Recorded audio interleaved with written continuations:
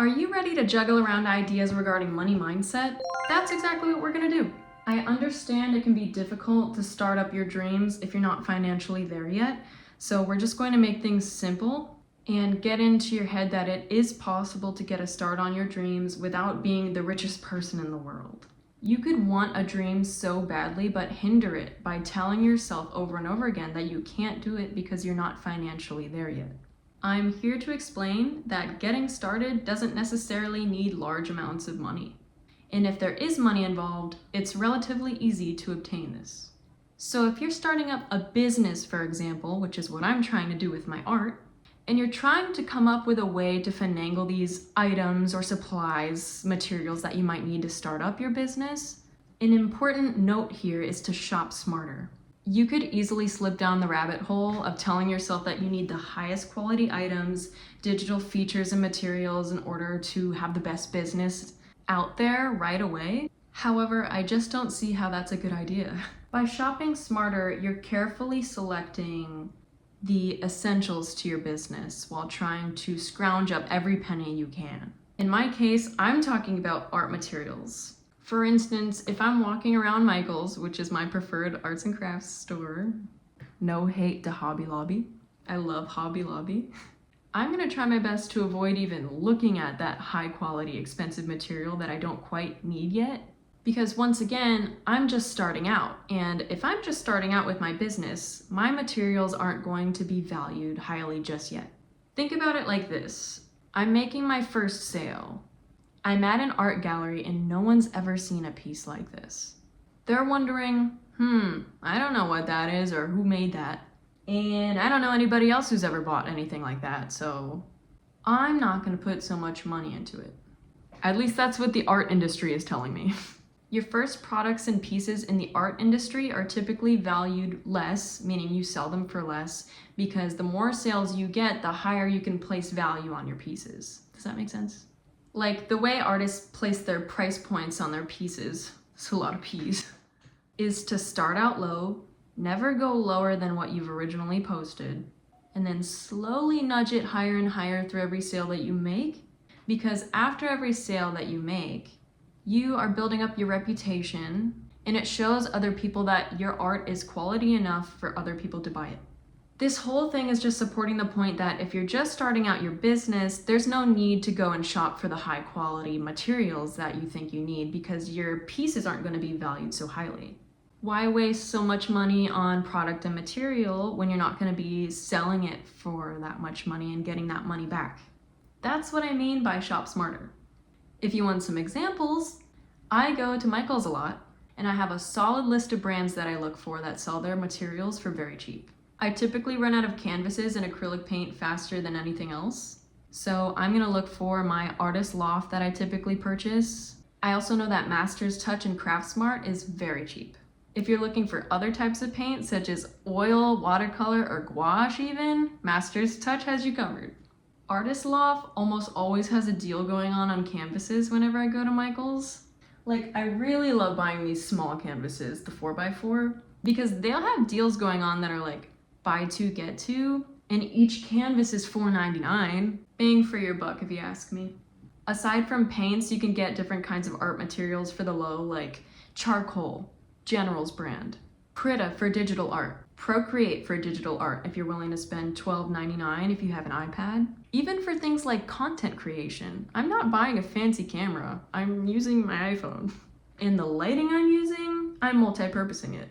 I made a one-time investment that'll last me the rest of time so that I can record my paintings from up above, bird's eye view, and I'll also have a nice light for my videos. It does kind of make me look shiny, but that's a risk I'm willing to take.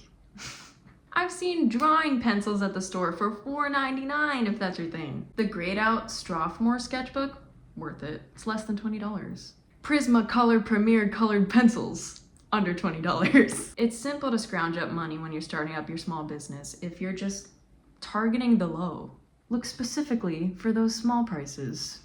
If you do that, it'll be worth your while. You'll thank yourself in the end. Now, I want to touch on the fact that I completely understand that finances aren't always there to begin with.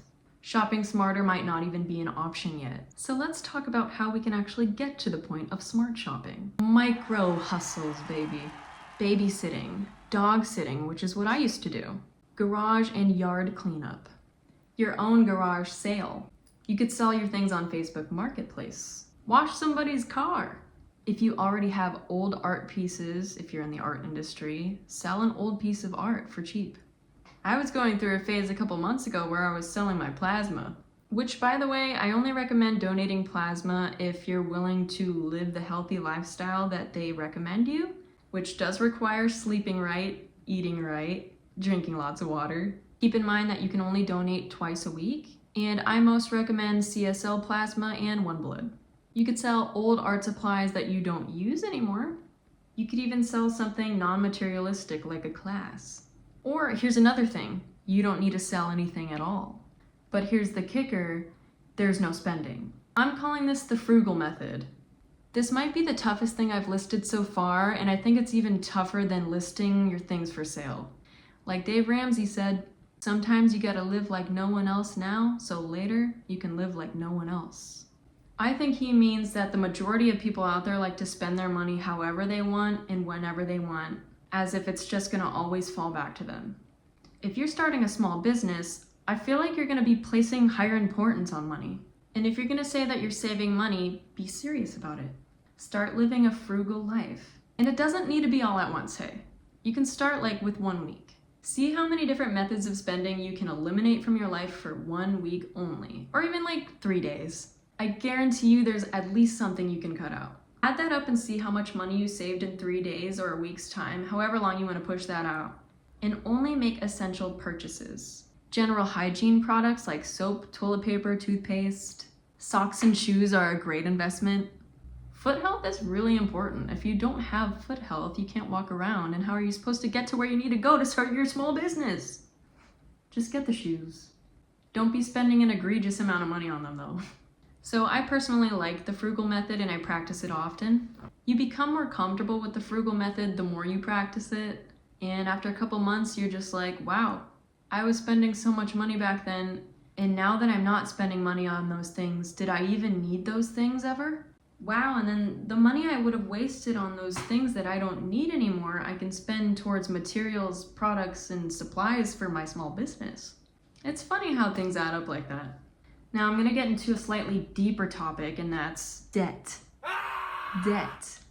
Totally understandable if you have debt. And I completely understand why that might be holding you back from starting your dreams. It's a huge financial blow, especially if you just got out of med school and have always been taking out loans, never paying for school out of your pocket. That's gonna set you back a bit.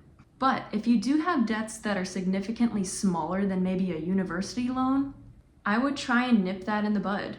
You can pay it off slowly, it doesn't have to be all at once, and you'll just feel really good about it once it's all the way paid off.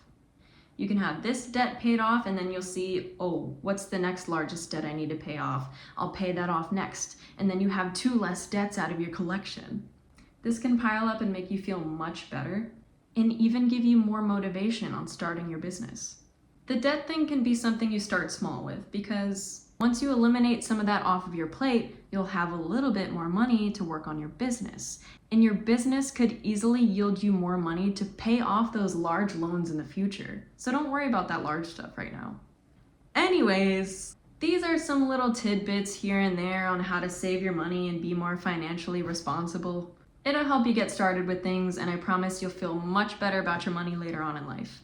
All right, thank you for watching and stay creative.